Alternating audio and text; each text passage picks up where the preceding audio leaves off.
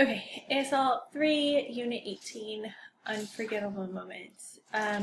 For ASL 3, we're going to be using a lot of classifiers to tell, explain incidences and tell stories, using classifiers to show what happened as opposed to using all of the vocab and stringing together sentences in English, essentially. ASL, you want to make sure that you're showing what happened. It's a lot more visual, and it's easier to understand. Okay, so for Unit 18, we're going to be using, for all the units we're going to be using 6 types of classifiers. Okay, so this first one, instrument classifiers, show how you are handling an object and how you manipulate it, how you use it. We did this briefly in ASL 2 in Unit 16 when we were describing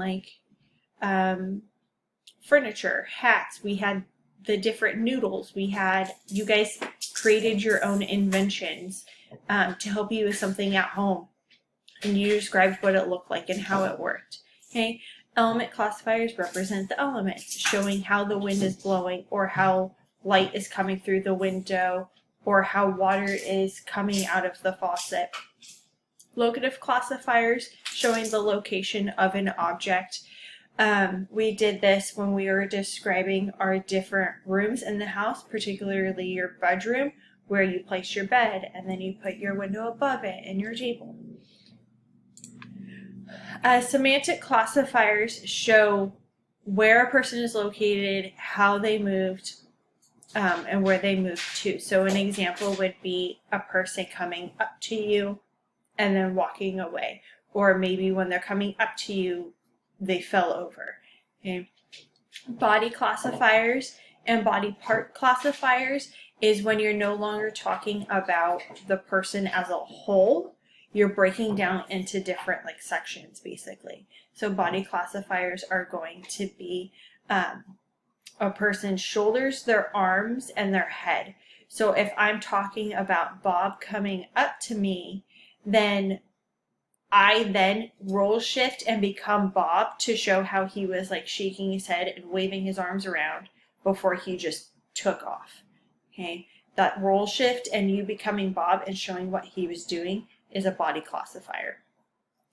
Then we have also done body part classifiers.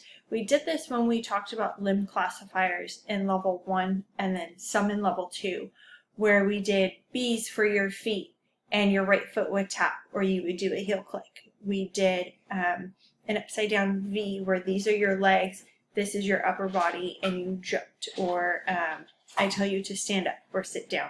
Okay. We also did upside down ones where these are our legs and you could either tiptoe through a room because you're sneaking through, or you kick, or you sit crisscross applesauce. Okay. So right now these are the pictures that are in your textbook that I don't have you buy, and this is why I don't have you buy the book, because the pictures are very hard to understand. Okay, so I'm going to explain each of the pictures. You can also see they have a caption underneath, but the video is going to pause and I want you to tell me what type of classifier each picture is based off of the 6 we just went through. Okay, so this first one, you can pass flowers or you can receive flowers, throw a ball, catch a ball. Okay. Liquid splashing, maybe it's gushing in your face, or maybe if you have a squirt gun and it's squirting. Okay. The path of a ball, maybe someone hits a ball and a baseball player hits a ball and it's a foul ball and it shoots into the stands, or if they pop it up and it pops up and comes back down. It's a claw classifier. This is a pile of something. Okay, so it could be a pile of toys, it could be a rock that you trip over, it could be a pile of clean clothes that you haven't put away, a pile of dirty clothes that need to be washed. Okay. B, for anything flat, this could be a step or a curb. It could be a fence if you run into a fence and fall over. And then A1, anything thin and long, like a pencil that you put in your ear or behind your ear, a rope that you trip over. Next one, we already went over when I was explaining this on one of the slides, but a person coming up to you, Bob coming up to you, and then going away. You falling forward, you falling back on your butt, you laying down on your back, and then this way would be if you were laying on your stomach, and then if you're sitting. Okay, so a lot of times when we were in class together, I would tell you turn to your partner in practice. Next one. Okay, so these are, this first one, two hands, they're X's. Leg action, maybe if you bent and you go, or later there is part where you're riding a horse to where you would like kick the horse to make it go faster. The next one is your feet. For that picture, they're just having you stand there with your feet slightly apart. Okay. When you are telling a story and you trip and fall or fall off of something, okay, this action right here, as you are falling, you have to say, oh, okay, not out loud, but just like how when you say large, you go, or none, you go. When you're falling, you have to go. Okay, and then when you land on the ground, you have to go, pow. Okay.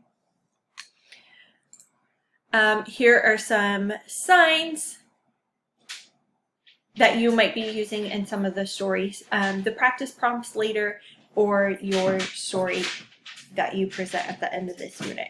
So you're going to use a 1 for a cut wherever it is. If it's multiple cuts like a scratch, you can use a 5. If there is a puncture, you're going to poke yourself. You can even go like if you puncture your foot, if something goes in your foot, it can go up in. Cut off your finger, maybe cut off your thumb. Depending on what is puncturing you, like I had a piece of glass stuck in my foot, so it was just little, so it was here. But if you had something bigger that was stuck in your foot, then you can change your classifier to a B to match the size. Bruises is just purple, and then you're going to place whatever, oh, that's terrible, wherever the bruise is. And then for a lump, we did that in our, I think it was unit 13, 14, one of those, where you puff your cheeks for whatever is swollen. Okay, I talked about scratches already. Okay, for broken bone, if something's broken, it depends on what exactly is broken. If it's a long bone, like an arm, pretty much all of your bones in your body, it's going to break this way, except for your nose, because there's no bone in here, so you just say nose broke. Okay. If you have a burn, any type of burn, you're going to finger swell burn and then rub where it is. Okay. Wherever you are bleeding from, you're going to do this part, the dripping part, from wherever it is. Okay. Transitions. When you are telling your story right before the incident happens, whatever it is, you have to say one of these 3. Okay. You can say wrong. Something bad is about to happen. Something unexpected is about to happen. You can also, if you're talking about that you tripped over something because you weren't paying attention or you didn't look at it, you can sign one of these 2. This first one is overlook. You overlooked it, you weren't paying attention, or you can just say you didn't see and then whatever's in front of you. Okay. Okay, so for this first part of the unit is we're just practicing a basic role shift, okay, and this is the grammar setup, okay.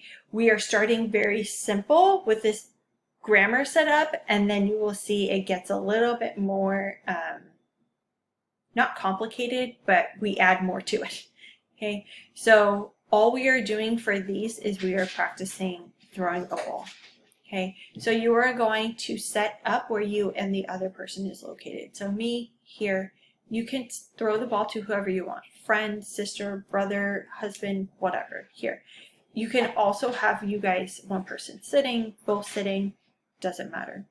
Okay, I will always have us standing unless the prompt says someone is sitting. Okay, so once you set people up, you're going to name the object. We're just using a ball for right now. Okay, and then you are going to demonstrate how the ball is passed between these two people. So you have to roll shift. So right now I'm going to shift to the person on my right, me, and I'm going to go throw the ball. Okay. When I shift to become the other person, I have to do one of the 5 that are listed, A, B, C, D, or E. So I can either catch the ball, okay? I can catch it and then it drops. I cannot be paying attention and it could hit me, okay? I could be looking away and I turn and catch it, or it could go right past me and I'm almost hit. Okay.